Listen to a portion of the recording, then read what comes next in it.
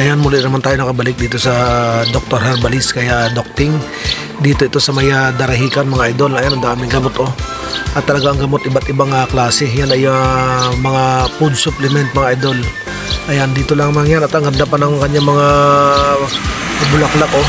Sa mga plantito at plantita dyan oh, ang ganda mga idol oh. Talaga namang sa daanan mo makikita mo ang ganda ng mga bulaklak. Talagang nakalagay sa paso. Ayan oh, ang dami oh. Ayan oh, magkabila yan mga idol. Talagang parang sa pathway ay puro halaman ang makikita mo. Ayan, hanggang sa loob ng bahay mga idol, puro halaman yan. Ang design at talagang napaganda mong tingnan ano.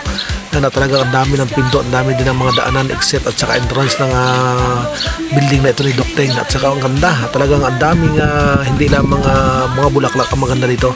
At meron din siyang sa loob, sa likod ay meron siyang mga poles fish pan na ang laman ay puro tilapia at saka mga goldfish mga idol. Ang dami naman na iba maliliit pa ito. Yung mga idol, kita ng mga daw hanggang sa ganito mga idol, nandiyan pa rin yung mga bulaklak pa rin oh.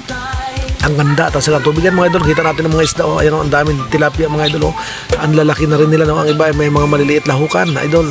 At siyempre ayan, nakita natin ang linaw ng tubig ayan oh. Talagang nakakatuwa sila tingnan no. At lalo siguro ito pag ikaw ay nagpapakain, nakita mo ang dami mga idol oh, nangingitim ang isda sa kapal. At dyan sa kabila na ng mga goldfish.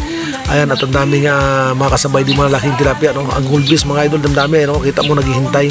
Kapag lumapit ka mga idol, naglalapit din sila, akala nila papakain ko sila no. Hindi nila alam kukunan ko lamang sila ng video ano. Ayan, at ang dami. Ayan mga idol, paikot talaga niyan at ang ganda ng lugar na ito ayan, at meron pa nga wala pang mga tubig mga idol na ginagawa pa. Talagang ang ganda ng lugar na ito. Talagang kung ikaw ay mahilig sa mga pag-aalaga ng isda dito, matutuwa ka. Talagang sarap ang tingnan at talagang kawili. Ang ganda ng mga pagkakagawa, ang pagkadisenyo ano. At paikot ay tubig, nakalutang lang ang mga dadaan mo dito yan. Ang gulpis talaga oh.